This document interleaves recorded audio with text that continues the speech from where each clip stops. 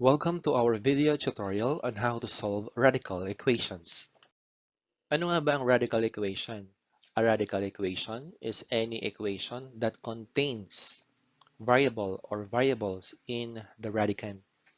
Ito yung mga examples and counterexamples ng radical equations. Pansinin natin na hindi porke may radical sign radical equation na ang isang equation.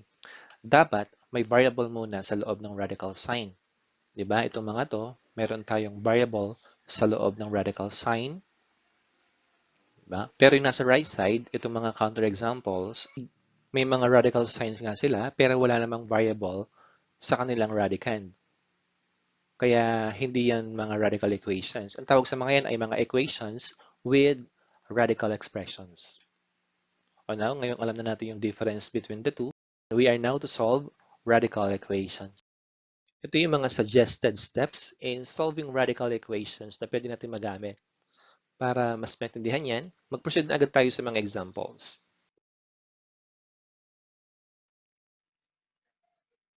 First example, the square root of x plus 2 equals 5. Sundan natin yung suggested steps. 1. Isolate the radical on one side of the equation. Kailangan daw mag-isa yung radical natin na the square root of x. Para mangyari yon, we need to apply subtraction property of equality by subtracting 2 from both sides of the equation. Or simply, yung 2 dito, ilipat natin sa right side, magiging negative 2 yun, di ba? Kaya yan ay magiging the square root of x equals 5 minus 2. Next step, combine like terms. Parehong constant term to, di ba? Kaya pwede natin magsamahin yan, magiging 3. Step 3, raise both sides of the equation to the index of the radical. Ang index natin dito ay 2. Kaya kailangan lang natin gawin ay square natin yung both sides. Square natin yung left side saka right side. Next, ang sabi ng law of radical, kapag pareho yung index saka yung exponent ng radicand, pwede natin i-cancel yan. Kaya makakancel yung dalawang yan. Tapos yung sa right side, yung 3 squared, simplify lang natin yan, magiging 9. Next step, if a radical remains, repeat steps 1 to 3. Wala natin radical, step 5 tayo. Solve for the resulting equation. Ang equation natin ay linear equation, di ba? Pero we are lucky dahil tapos na yan, di ba? Nahanap na natin yung value ni x. So x must be equal to 9. Step 6, check the roots or solutions. Ito yon, itong 9, tawag dyan ay root or solution. In the given equation for a possible presence of extraneous roots. So check natin kung yung 9 ba ay talagang solution ng given equation. So we will do the checking. Kopyahin natin yung given. Since we are checking, yung variable, lahat ng variables ay magiging value na. Ano ang value ng x? Ayun, yung nasolve natin kanina. Ito ay magiging 9. Ayun. Tapos simplify lang natin to. Square root of 9 is, of course, 3. 3 plus 2 is 5. Ayan, equal yung left side sa right side kapag si x ay 9, di ba? Ayan, since equal sila, we can now make our conclusion. Conclusion natin, ito yung parang triangle na mga dots. Yan, ang basa dyan ay therefore.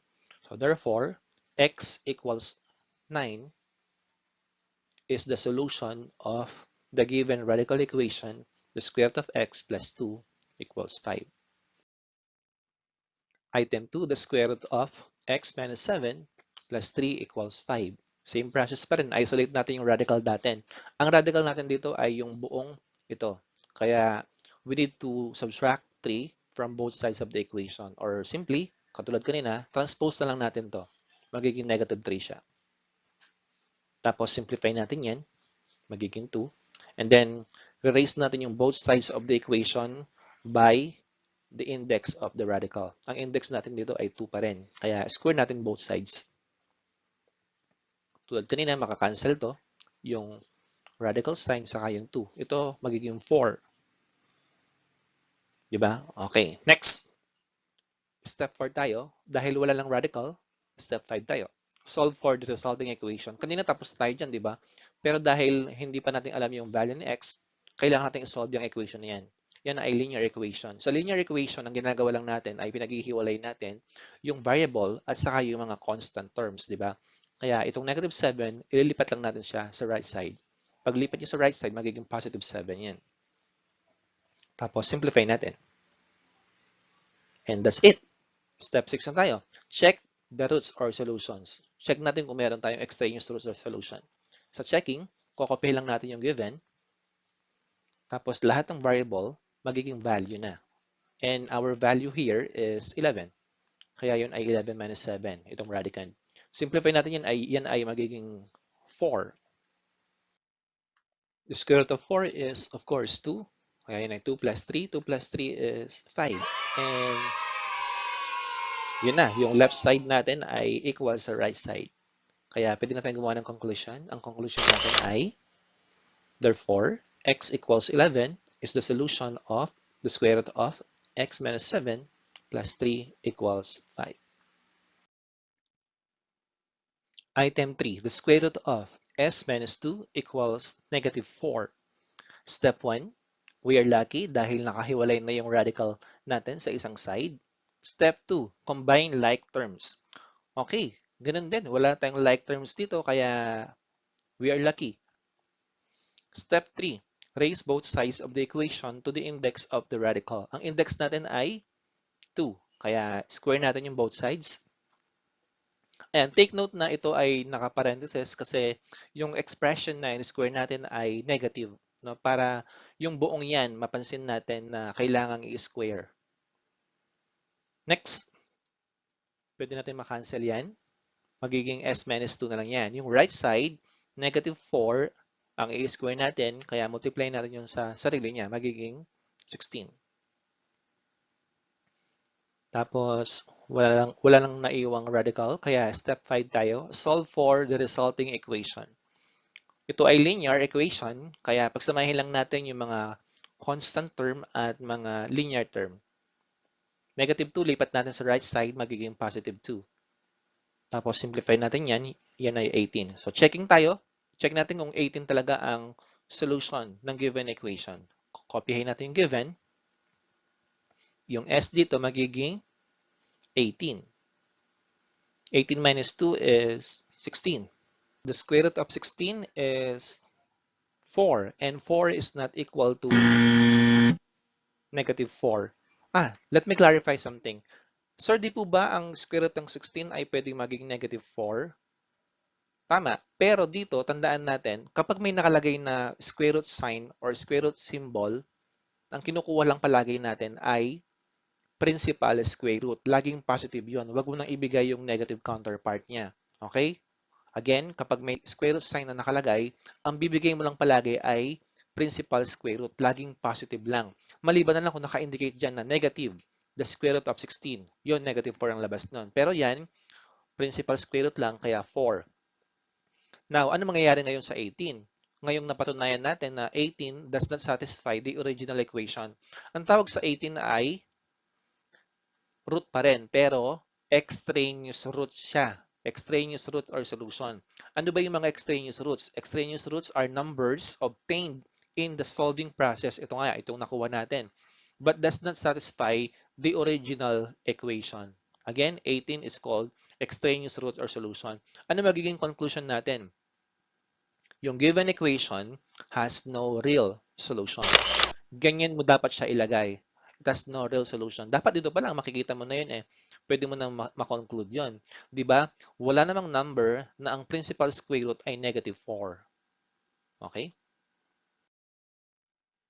Item 4, this time we are dealing with an odd index.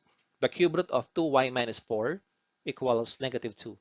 Same process. Dahil nakahiwalay na yung ating radical at wala namang like terms na pwedeng i-combine, step 3 tayo. We need to raise both sides of the equation to the index of the radical. Ang index natin ay 3. Kaya ang gagawin natin, i-cube natin yung both sides of the equation. Cube natin yan, saka yun. Same process, mawawala tong radical sign, saka yung exponent doon. May iwan dyan ay 2y minus 4. Ito naman ay cube. Tatlong negative 2 as factors. Negative 2 times negative 2 times negative 2. That is negative 8. Next, if a radical remains, wala lang naiwan, kaya step 5 tayo. Solve for the resulting equation. Ito ay linear equation pa rin. Kaya pagkasamahin lang natin yung mga constant terms at yung mga linear term. May iwan yung negative 4, lilipat natin sa right side. May iwan yung 2y. Tapos combine natin to, simplify natin yan, magiging negative 4 lang yan.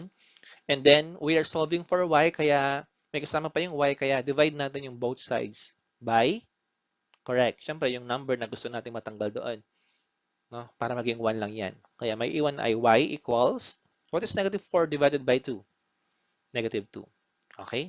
Next, checking pa rin, syempre. Copyhin yung given.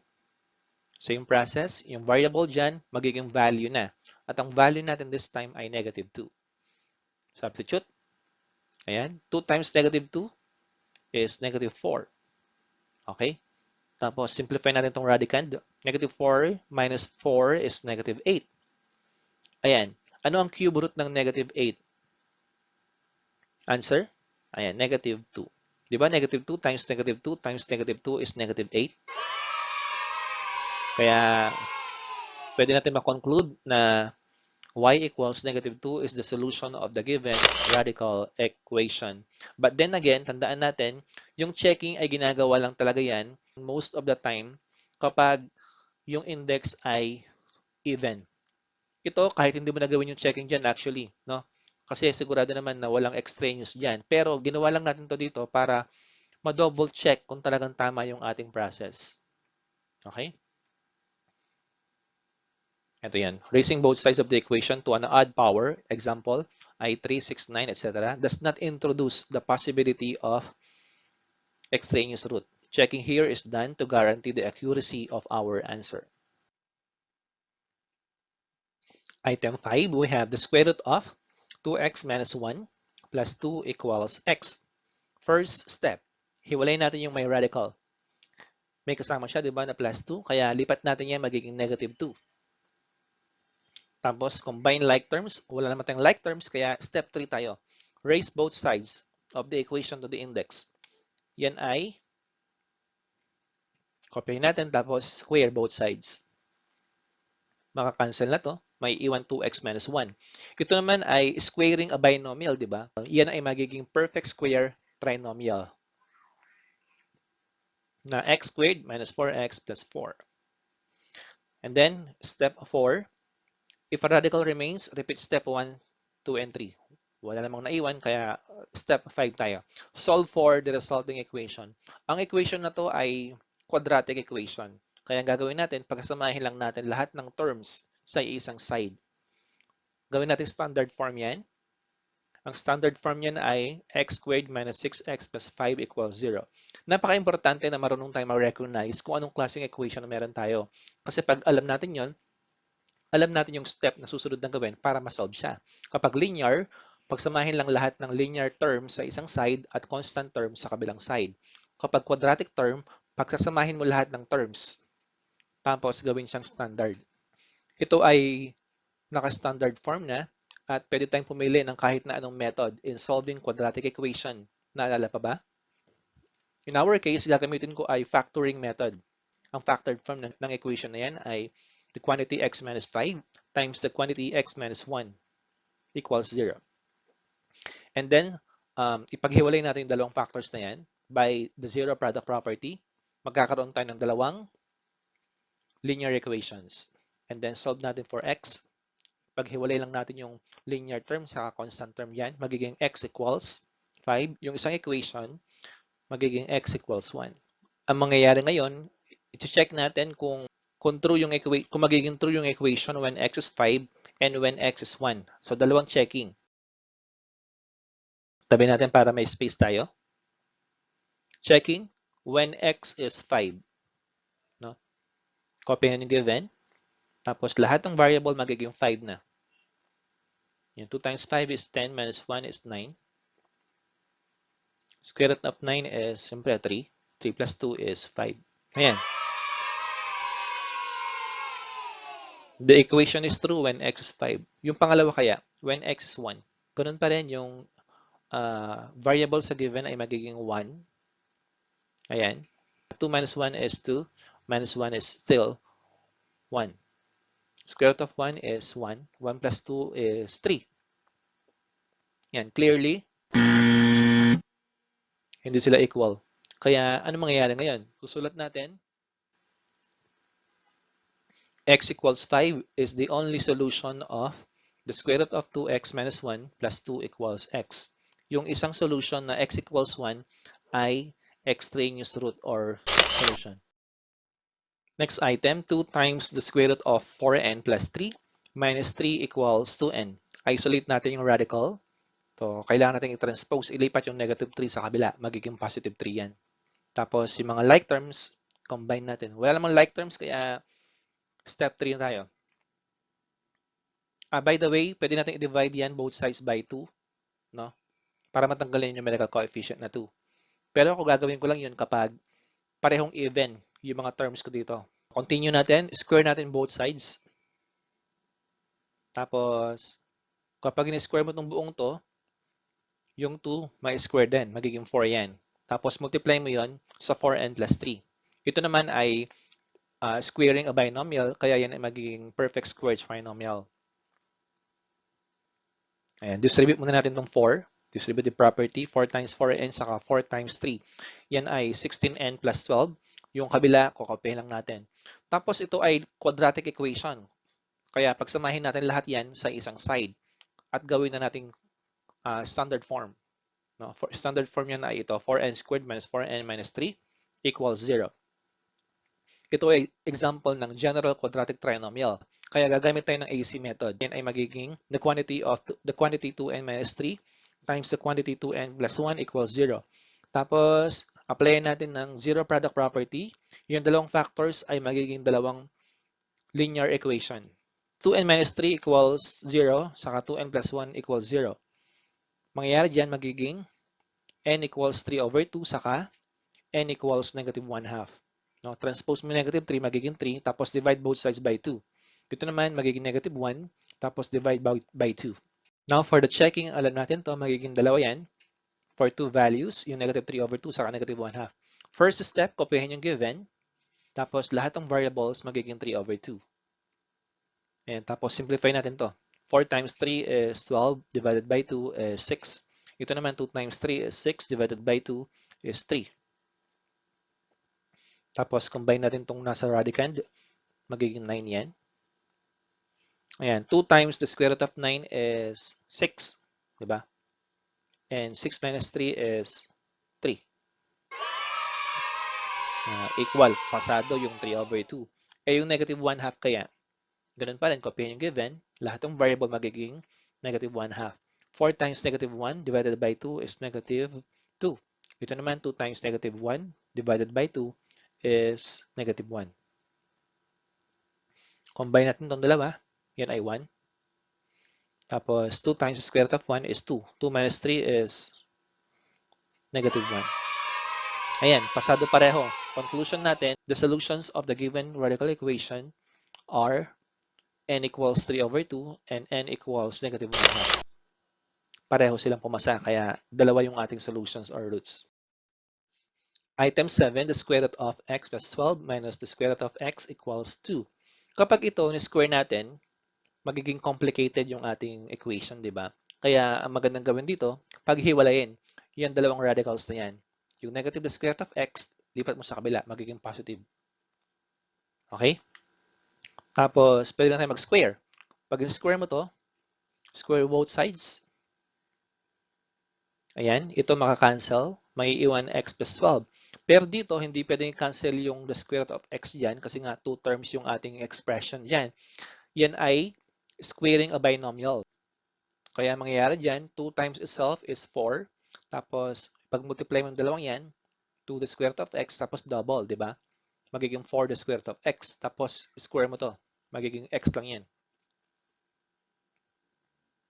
Ayan.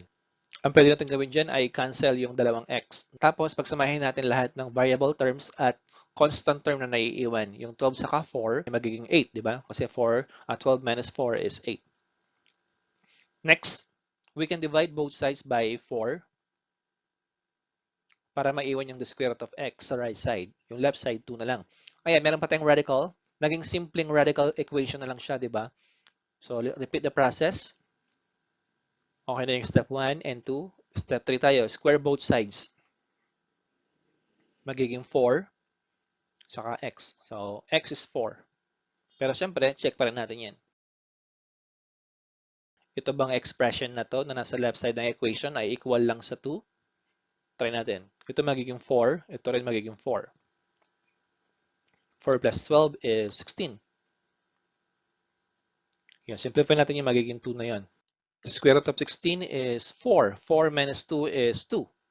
Ayan, clearly, equal yung left side ng equation sa right side ng equation when x is 4. Therefore, x equals 4 is the solution of the given radical equation.